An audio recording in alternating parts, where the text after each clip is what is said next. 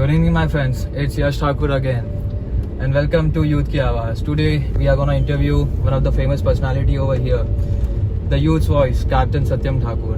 He's not only the captain, but also the youth leader, the president of Youth Congress, Palghar District, Maharashtra. Let's go over there. Welcome again in Youth Ki Awaaz. Finally, we got the time to invite. Actually, इन्होंने हमें invite किया at his own office. Captain Satyam Thakur. He is the president of Youth Congress, Palghar District, and he has achieved a lot in like short span of time. So, sir, I just like to finally thank you for inviting me Welcome, for the interview. So, I just want to ask you about your whole journey from being the captain, like the pilot, to this what can I say, to politics. Politics, yeah, youth leader. You are also tagged as the people's pilot. Okay. I got to know Chalo from all. Journey as in I have been raised up in this village, Wando. The name itself is village, and it's you can call it a town or village as well, but we feel proud to call this a village. I have been raised up over here like all the other kids. Been a farmer's son. I had the privilege. My father was really supportive. He sent me to US, so I went to United States in 2009 for the training. While I went there, the transaction from a rural village directly to America, that transaction, I would say that was the most beneficial part of my life.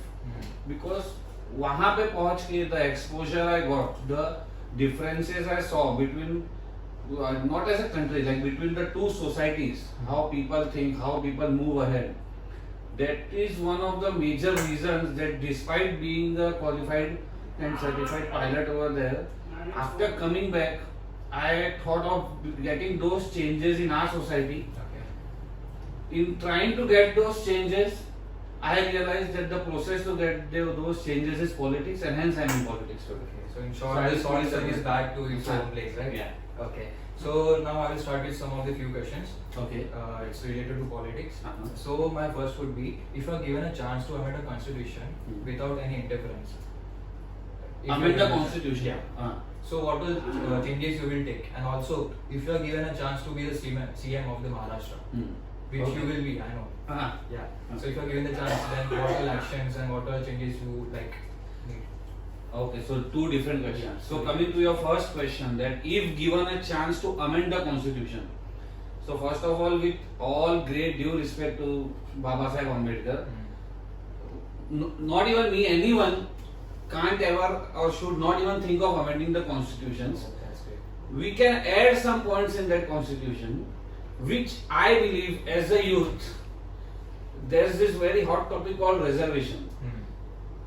So, which is also important. The current reservation thing is also important. What I would like, without amending it, what I would like to add is reservation on the basis of poverty line. Economic reservation. A Brahmin, a Rajput also deserves the same college. Doesn't mean that a Brahmin or Rajput, they have, all of them have money. Some of them, they are economically backward. Similarly goes with the Dalits and everyone else. Everyone else. Correct.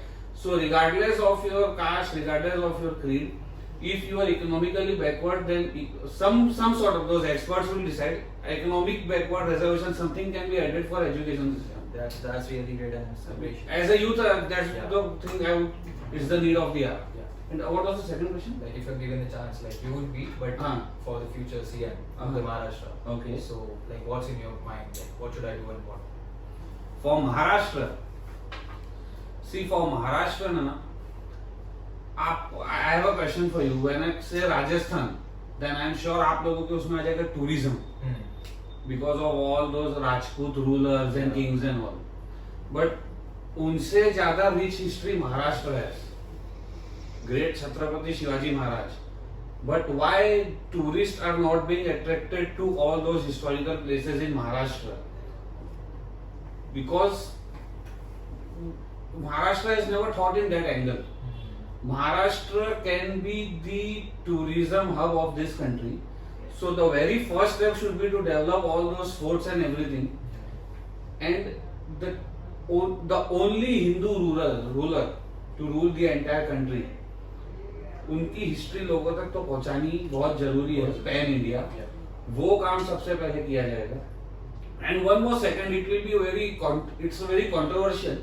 अभी I will try and put up this thing, तो इसके गलत मायने भी बहुत लोग निकालेंगे, लेकिन ऐसा नहीं है, and I am not an expert, उसमें बहुत चीजें चेंज भी कर सकते हैं। गर्ल चाइल्ड लॉ जो है, एक महाराष्ट्र से इंप्लीमेंट कर सकते हैं कि suppose I take it on myself, तो दूसरे कोई ऑफेंड ना हो जाए। Suppose I have a girl child पहली, अब I am planning a second baby, तो सेकेंड बच्चे के लिए अगर विद इन 2 months वो कपल चाहता है तो आप उनको जेंडर बता सकते हो। फिर वो उनके ऊपर है उनको बेबी रखना है या नहीं, क्योंकि ये बायोलॉजिकल सिस्टम, बायोलॉजिकल बैलेंस के लिए भी बहुत जरूरी है, equal amount of guy and equal amount of girls. तो अगर आपको पहली लड़की हो चुकी है तो दूसरा बच्चा जानने का आपको हक है, लेकिन वो भी प्रेगनेंसी के 2 महीने के अंदर अगर आप चाहते हो तो ही आपको बताया जाएगा, उसके बाद नहीं बताया जाएगा, ताकि उसमें जानना। हाँ, और वो पता होने के बावजूद अगर कोई फैमिली सेकंड गर्ल चाइल्ड फिर भी रखना चाह रही है, तो उस सेकंड गर्ल चाइल्ड को और उस फैमिली को गवर्नमेंट स्कीम्स में कोई स्पेशल प्रोविजन देना चाहिए। वो एक्सपर्ट्स बैठ के बनाए कि एक रिवॉर्ड कि आप गर्ल चाइल्ड भी प्रमोट कर रहे हो, तो इससे एंटी गर्ल चाइल्ड सोच भी खत्म हो रही है, और बायोलॉजिकल इकोसिस्टम मेंटेन करने के हिसाब से भी एक आइडिया है, इसमें एक्सपर्ट्स हैं सारे कुछ है, लेकिन एक थॉट है कि if you have first girl child तो आप सेकंड ऐसे कर सकते हैं। एक्चुअली आपकी आइडिया सोच के बहुत इंप्रेस हो गए हम सब, इवन द व्यूअर्स भी हो जाएंगे। वेरी कंट्रोवर्शियल आई नो, लेकिन कंटिन्यू जिसके सोच है वैसे बराबर रहेगा। So now the third question, CM Yogi Adityanath is on the tour to Mumbai. Okay, उनका प्लानिंग है कि उनको बॉलीवुड शिफ्ट करना है from Mumbai to Noida. So what do you think, like what's your opinion on that? Opinion ये दिक्कत ये है कि उनको यूपी से बॉलीवुड शिफ्ट करने, टूर करने मुंबई आ सकते हैं, लेकिन वो हाथरस नहीं जा सकते यूपी में। सही बोला, राइट। तो इसी में कई सारी चीजें हैं। प्लस ठीक है, आप आए हो अच्छे इंटेंशन से आए होगे कि यूपी में बिजनेस बढ़े एंड ऑल, सो उसके लिए आप पहले वहां पे वैसा इंफ्रास्ट्रक्चर प्रोवाइड करिए, आप वो डेवलप करिए, ताकि यूपी बिहार के लोग, यूपी आप अगर यूपी से हैं तो उनको महाराष्ट्र और यहाँ पलायन ना करना पड़े। आप यहाँ की चीजें जस्ट बिकॉज सेंटर में भी आप पावर में हैं, जैसे काफी चीजें गुजरात शिफ्ट हुई, अब आपके साथ घाट आप अपने दोस्त के साथ वही चीजें सेंटर के पावर के थ्रू मुंबई से शिफ्ट कराना चाह रहे, तो वो आपका अचीवमेंट नहीं है, आपका अचीवमेंट है वहीं बनाना उसको। Even we should promote the religious, like Bhojpuri movies जो होती है पहले उनको उन पे ध्यान देना चाहिए। After that specifically coming back to industry, तो बॉलीवुड इज बॉम्बे, तो उसमें कोई take it from Bombay. And regarding business और हर स्टेट बढ़ना चाहिए, हर स्टेट का मिनिस्टर अपने स्टेट के लिए काम करता ही है, तो ये सिर्फ एक गिमिक ना होते हुए आपको पहले अपने यहाँ पे प्रोवाइड करिए infrastructure. And one more thing about Urmila ji, she was in Congress for like she got the election in Congress, या but now it is rumored that due to some pressure and all, like she left the Congress and yesterday itself joined the party. Yeah, even there was CM, the Uddhav Thackeray ji also there. So what's your plan on that, like क्या होगा, क्योंकि it is rumored that people like the Shiv Sena guys forced him since she is the actress or politician. Okay, so what is the rumor?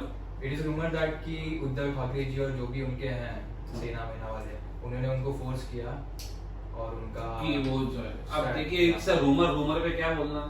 Regarding Urmila ji, as an actress high regards उनके acting के, हम भी सारे fan थे।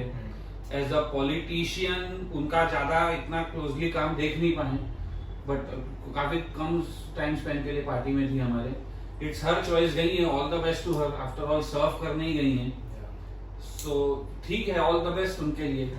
But Congress की तरफ से उनको कोई दिक्कतें थी इसीलिए वो गई हैं, तो फिर इस पहले तो आप कुछ दिक्कत हो रही तो आप बात करते हैं आपस में, so that can't be a reason. वो रूमर से तो उसको आप रूमर से नहीं दीजिए, ऐसा कोई रीजन नहीं है। Okay, and also about this the Great Recession, since we have entered in this like from past 3 to 4 months. So in India we don't have any financial education. Like बच्चों को पता नहीं रहता कि importance of money, how to use it, how to invest it, and how to do it also. So ऐसा नहीं हो सकता कि जो भी हैं like PM, CMs, जो भी MPs, MLAs, सब लोग एक बार साथ में बैठे हैं और वो यूथ के लिए सोचे कि हाँ फाइनेंशियल एजुकेशन देना ज़रूरी है टू टूडेज यूथ, ताकि वो फ्यूचर में, क्योंकि आप India is a developing country and by like 5 to 10 years it will be the most developed country over passing China and US. So मेरा ऐसा मानना है, और ऑल्सो फॉर माई यूथ, कि फाइनेंशियल एजुकेशन को कब महत्व दिया जाएगा. Financial education, actually financially educated अपने आप पे, सी इंडिया में, मैं आपको पहले you have to understand, India is not like States और चाइना, जहाँ पे यूनाइटेड स्टेट्स हो या चाइना हो, वहाँ पे 80% ऑफ पॉपुलेशन सर्विस ही करते हैं, और कुछ लोग हैं जो वो सर्विस सिर्फ प्रोवाइड करते हैं, बड़े बिजनेसमैन होते हैं. अनफॉर्चुनेटली इंडिया में भी फिलहाल वही हो रहा है पिछले 5-6 साल से, लेकिन अभी तक इंडिया ऐसा नहीं था. इंडिया में 2 इकोनॉमी चलती थी, एक सर्विस क्लास इकोनॉमी और एक business class economy. So financial management के लिए वेल अवेयरनेस आई गेस अच्छे खासे परसेंटेज ऑफ इंडियंस में है. आज के यूथ की आप बात करें तो हाँ, आई अंडरस्टैंड. आज के यूथ का कैसे हो गया है कि अब इनमें भी 2 कैटेगरी, एक जो बेचारे बहुत स्ट्रगल कर रहे हैं और जैसे तैसे सिर्फ अपना ब्रेड बटर अर्न कर पा रहे हैं, और एक जिनको मिला हुआ है हमेशा से. वो ऐसी बात नहीं कि वो मेहनत नहीं कर रहे, वो भी अपने लाइफ में मेहनत कर रहे हैं, लेकिन जो कि they have the liberty of coming from a good family, so they are not that well aware of कि आपने जो बोला फाइनेंशियल स्टेबिलिटी एंड ऑल, उसको कैसे आगे किया जाए. वो अपनी सेल्फ आइडेंटिटी के लिए अपनी जॉब और वो तो कर रहे हैं, लेकिन बाकी चीजें नहीं बैलेंस आउट कर पा रहे. तो financial education is a must, लेकिन financial education should not just be implemented as a subject में, तो वो इकोनॉमिक्स बन के रह जाएगा. फाइनेंशियल एजुकेशन एक प्रैक्टिकल टर्म्स, इसके लिए आपको मतलब ऐसा होना चाहिए कि ये सब्जेक्ट पे आपको मैनेजमेंट कुछ कोर्स या 1 साल की इंटर्नशिप या कुछ प्रैक्टिकलिटी होनी चाहिए इस चीज में. Also through the financial education, it's my personal question, कि जब भी ये बिल पास होता है पीएम का फंड रिलीफ, तो उसमें बोला जाता है कि उन्होंने इतना इन्वेस्ट किया है इसके लिए, डेवलपमेंट के लिए, क्वालिटी के लिए, खाने के लिए, उसके लिए, बट ऐसा कभी कुछ दिखता नहीं है, चाहे वो जो भी हो. उसके लिए कैसा है ना, वो भी एक अच्छा पॉइंट है, लेकिन मैं थोड़ा सिर्फ वो पॉइंट नहीं, पॉइंट के पीछे की बातें करना चाहता हूँ. एज अ यूथ, सबसे पहले तो आई ब्लेम यूथ. कोई यहाँ पे पार्टी पॉलिटिक्स की बात नहीं कर रहा हूँ. हमारा नजरिया क्या है, या तो हम अच्छे डायलॉग्स के लिए पॉलिटिशियन की स्पीच सुन लेते हैं, और या तो फिर किसी को उल्टा बोल दिया या सीधा बोल दिया, बस. हमको खुद वो पार्लियामेंट्री प्रोसीडिंग्स या विधानसभा प्रोसीडिंग्स में इंटरेस्ट लेना चाहिए. वो पूरा दिन चलती है उन चैनल्स पे, राज्यसभा, लोकसभा और दूरदर्शन पे. देखना चाहिए वो बैठा है वहां पे, वो बंदा क्या बोल रहा है, क्यों बोल रहा है, कैसे बोल रहा है.